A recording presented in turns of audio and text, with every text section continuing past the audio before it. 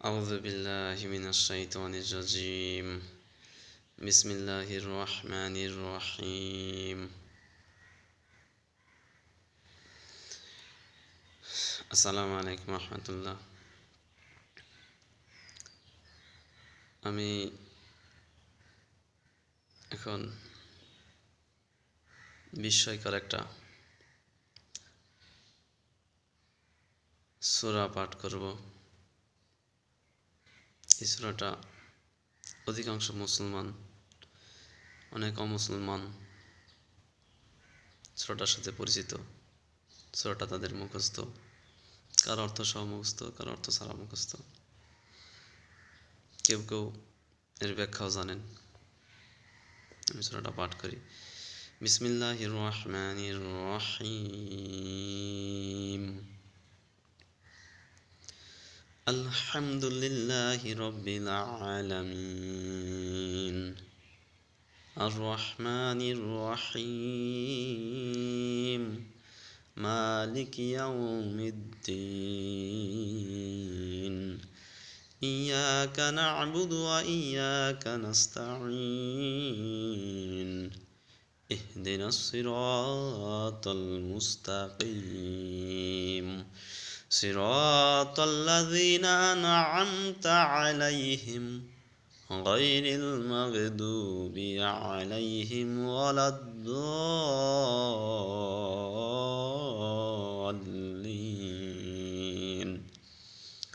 আমিন।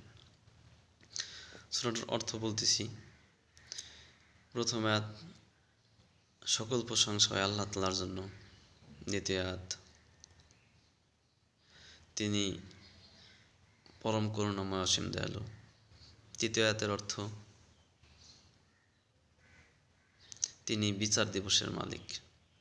চতুর্থ আয়াতের অর্থ, আমরা আপনার কাছেই আপনার ইবাদত করি এবং আপনার কাছেই সাহায্য প্রার্থনা করি। পঞ্চম আয়াতের অর্থ, আমাদেরকে সরল পথে পরিচালিত করেন।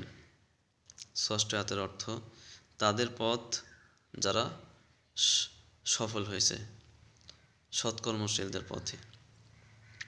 সপ্তম আয়াত, তাদের পথে নয় যারা বিফল হয়েছে বা ধ্বংস হয়ে গেছে। এই সূরাটা একটা বিস্ময়কর সূরা এবং এই সূরাটা অধিকাংশ মুসলিম যারা মুসলমান দাবি করে, নামাজ পড়ে, তারা প্রত্যেকেই এই সূরাটা মুখস্থ। কারো হয়তো একটু কম শুদ্ধ, সম্পূর্ণ শুদ্ধ না, কিন্তু প্রত্যেকের মুখস্থ। কেননা এইটাই সূরাটা ছাড়া কোনো নামাজ হয় না। এমন কোনো নামাজ নাই যেই নামাজের মধ্যে এই সূরা ফাতিহা নাই, শুধুমাত্র জানাজার নামাজ ছাড়া। কিছু কিছু আলেমের মত অনুযায়ী সূরা ফাতিহা ছাড়া জানাজার নামাজও হয় না। যাই হোক, আমাদের প্রত্যেক দিনের যে নামাজ, যে নফল নামাজ আছে, কোনো নামাজই এই সূরা ছাড়া হয় না। এই জন্যে যে ব্যক্তি নামাজ আদায় করে, সেই ব্যক্তি অবশ্যই এই সূরা পাঠ করে। এবং কতবার পাঠ করে আমি সেটা বলতেছি। যদি কোনো ব্যক্তি দিনে 5 ওয়াক্ত নামাজ শুধুমাত্র ফরজ আদায় করে, তাহলে 17 বার, 17 রাকাত নামাজ 17 বার।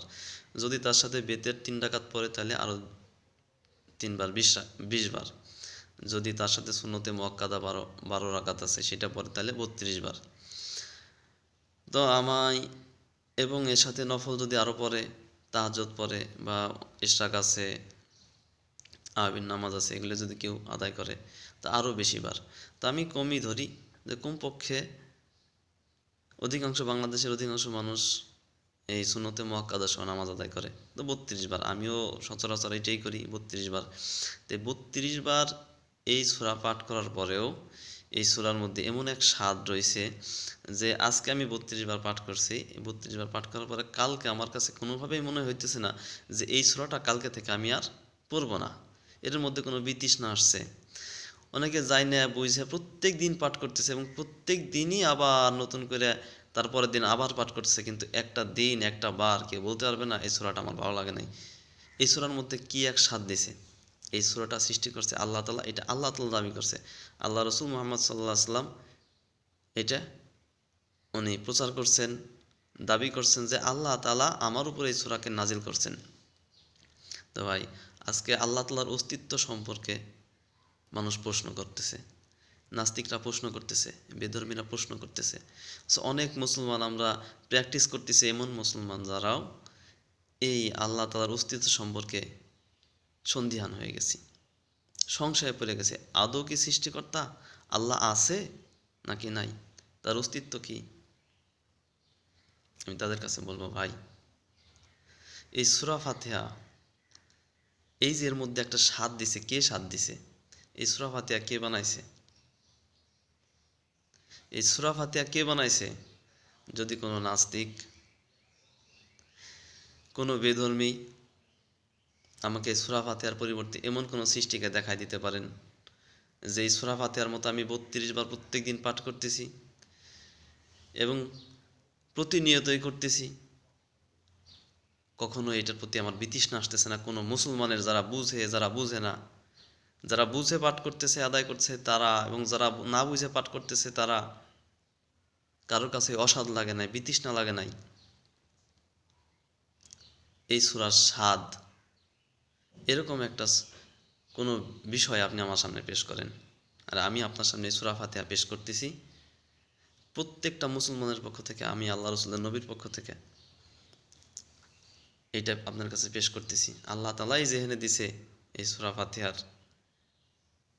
এই গুরুত্ব, এই তাৎপর্যের কথা, এই স্বাদের কথা, আপনি যদি পারেন সূরা ফাতিহার স্বাদকে নষ্ট করে দেন, নতুবা যদি পারেন সূরা ফাতিহার মতো এমন কোনো সৃষ্টিকে আমার সামনে পেশ করেন যেটা কখনো কারো কাছে এরকম প্রত্যেকবার প্রতিনিয়ত করার পরেও, দিনের মধ্যে এতবার করার পরেও এবং প্রত্যেক দিন করার পরেও যার স্বাদ বিনষ্ট হবে না, কখনো খারাপ লাগবে না, বিতৃষ্ণা লাগবে না, যে আমার ভালো লাগতেছে না, এই কথা বলার সুযোগ থাকবে না।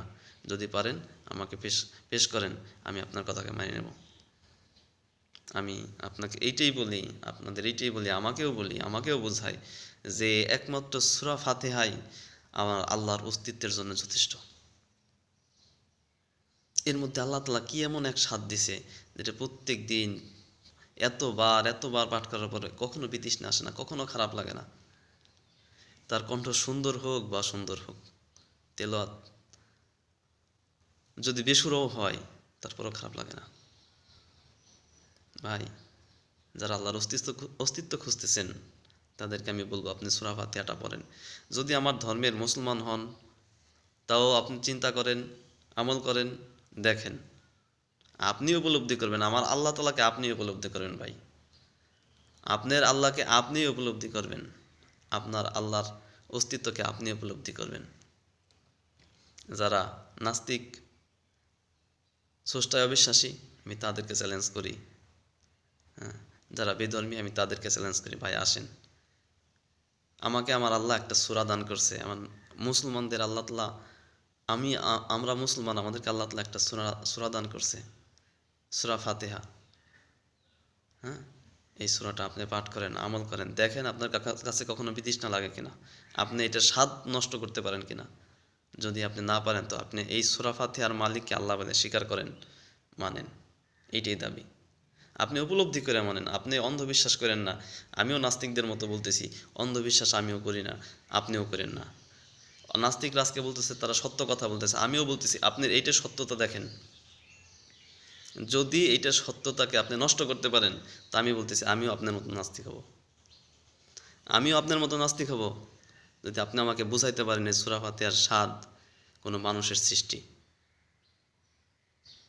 আল্লাহ ব্যতীত এইটার কেউ দাবি করছে আছে, আর নবীর ব্যাপারে তো অনেক কথা বলতেছেন, কিন্তু এই নবীর উপরে, এই নিরক্ষর নবীর উপরে, আমার নবী নিরক্ষর ছিল, তিনি লিখতে পারতেন না, পড়তে পারতেন না, হ্যাঁ, তার উপরে আল্লাহ তাআলা এই সূরাকে নাযিল করেছেন। সে কখনো বলে না এটা আমার সৃষ্টি, সে কখনো বলে নাই। সে রবি ঠাকুরের মতো চোর না, কোন কবির মতো চোর না, সে চুরি করে বলে নাই। সে বলছে আমার উপরে আমার মালিক, আমার আল্লাহ এটাকে নাযিল করছে যাতে আমি আপনাদেরকে এটাকে জানাই এবং এটার উপরে মানুষ আমল করতে পারে। এই একটা সূরার উপরে আপনার চ্যালেঞ্জ দেই, আপনি আমাকে বুঝান। আমি বিশ্বাস করি ওই আল্লাহ তাআলার শক্তির উপরে ভরসা করে বিশ্বাস করি, আপনি চ্যালেঞ্জ করতে পারবেন না। ইনশাআল্লাহ আপনি কাবু হবেন।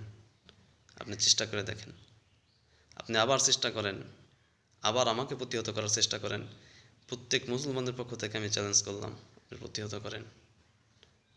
আমার জন্য এই সূরা ফাতিহা এমন এক নিদর্শন যে আমার আল্লাহর অস্তিত্ব সম্পর্কে সাক্ষী প্রদান করে, আমার কোরআন সত্য হওয়ার পক্ষে, হক হওয়ার পক্ষে সাক্ষী প্রদান করে, যে নবীর উপরে এটা নাজিল হয়েছে সে নবীর সত্যতা সম্পর্কে সাক্ষ্য প্রদান করে। সাথে নবীর প্রত্যেকটা কথা, প্রত্যেকটা ব্যাপার সত্য হওয়ার ব্যাপারে, সুন্দর হওয়ার ব্যাপারে সাক্ষ্য প্রদান করে। যদি আপনার সাহস থাকে তো এই চ্যালেঞ্জ গ্রহণ করেন। সবাই ভালো থাকবেন, সুস্থ থাকবেন। আমার মুসলমান ভাইরা, আজকে আসলে আমাদের ঈমান নিয়ে টানাটানি শুরু হয়েছে, যে ঈমান যদি ধ্বংস হয়ে যায়, আমি নামাজ পড়ি, রোজা করি, হজ করি, যাকাত করি, সব বন্ধ হয়ে যাবে, যে আল্লাহর অস্তিত্ব নাই, কার জন্য করি? তো আমি বলবো, আপনারা এই ভিডিওটা আপনার জন্য, আপনার ঈমান বাঁচানোর জন্য, আপনার পরিবারের আত্মীয় স্বজনের ঈমান বাঁচানোর জন্য নিজে এটার উপরে, এই কথাগুলোর উপরে আমল করেন, আপনিও চিন্তা করেন, আপনিও স্বাদ অনুভব করেন, এবং অন্য অন্য যারা নাস্তিক, যারা মানুষকে, মুসলমানদেরকে এরকম বিভ্রান্তির মধ্যে, এরকম ঈমান হারা করার চেষ্টায় লিপ্ত হয়েছে, তাদেরকেও চ্যালেঞ্জ করেন। যদি পারেন এটা শেয়ার করেন, যাতে করে প্রত্যেকটা মুমিন, মুসলমান, প্রত্যেকটা মানুষ এই সূরা ফাতিহার নিদর্শন দ্বারা ঈমানে দীপ্ত হইতে পারে। যদি আমার এই ভিডিও, আমি তো সাধারণ মানুষ, বয়ান করি না, ওয়াজ করি না, তো আল্লাহ তাআলা জেহেনের মধ্যে দিছে। আজকে কয়েকদিন যাবৎ নাস্তিকদের কথা শুনে খুব পেরেশানের মধ্যে আছি, মানে খুব টেনশনের মধ্যে আছি, যে কিভাবে, কি অবস্থা, যে এতদিন আমল করি সব নষ্ট করে ফেলাবে। আমার মতো হয়তো অনেকেই আছেন, তাদেরকে বলবো, ভাই আপনি সচেতন হন, এই নিদর্শনের প্রতি আপনি এরকম আমল করেন, আত্মবিশ্বাসী হন, এবং অপর ভাইদেরকেও এটা প্রচার করেন, যাতে করে প্রত্যেকটা মানুষ এই সূরা ফাতিহার নিদর্শন দ্বারা উপকৃত হইতে পারে। যদি আপনার মনে চায় শেয়ার করেন, বা আপনার মতো করে শেয়ার করেন, কিন্তু অনুরোধ এইটা, আলেম ভাইদের কাছে অনুরোধ এইটা, যে আপনারা এই বিষয়টা নিয়ে বয়ান করেন।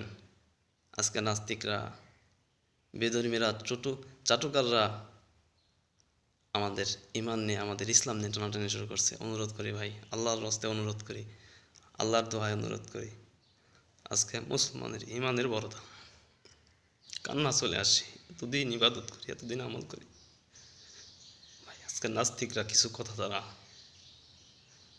আল্লাহ তাআলার অস্তিত্ব সম্পর্কে প্রশ্ন করে, তারা সংশয় সৃষ্টি করে, মুসলমানদের ঈমান হারা করার চেষ্টা করতেছে। এজন্য যারা আলেম ভাই আছেন, যারা বয়ান করেন, যদি আমার এই কথা তাদের কাছে পৌঁছায়, আমি তাদের কাছে অনুরোধ করবো, ভাই আপনারা তো বয়ান করেন, আপনারা এই সূরা ফাতিহার এই নিদর্শনটা বয়ান করেন। আজকে নাস্তিকদের কাছে এত কথা বলবো না, আল্লাহর অনেক নিদর্শন আছে আল্লাহকে বোঝার জন্য। তো এই নিদর্শনটা আল্লাহ তাআলা জেহেনের মধ্যে দিয়েছে, যে এই নিদর্শন কেউ কখনো করতে পারবে না, বিকৃত করতে পারবে না। এটা আল্লাহর ক্ষমতা, আল্লাহ প্রদত্ত ক্ষমতা, আল্লাহ প্রদত্ত এক নিদর্শন। এই সূরা ফাতিহার সম্বন্ধে আপনারা বয়ান করেন, এই সূরা ফাতিহাকে নিদর্শন হিসেবে পেশ করেন। এটা আল্লাহ তাআলার পক্ষ থেকে নিদর্শন। আল্লাহ তাআলা আমাদের প্রত্যেককে আল্লাহ তাআলার দেওয়া দীপ্ত ঈমান নিয়ে মৃত্যুবরণ করার তৌফিক দান করুক, দুনিয়া এবং আখিরাতে সফল হওয়ার তৌফিক দান করুক। আমি এবং আপনি সবাই, প্রত্যেকটা মানুষ যেন আল্লাহ তাআলার সন্তুষ্টি হাসিল করতে পারি, ঈমানের মধ্যে দাখিল হতে পারি। আল্লাহ তাআলা আমাদের সবাইকে এমন তৌফিক দান করুক। আসসালামু আলাইকুম ওয়া রাহমাতুল্লাহ। যদি পারেন এটা অপরের কাছে শেয়ার করেন, আপনি আমল করেন, তাকে উপকৃত করেন। জাযাকাল্লাহ। আল্লাহ তাআলা আমাদের সবাইকে তার দ্বীনের জন্য কবুল আর মঞ্জুর করে নেন। আমিন।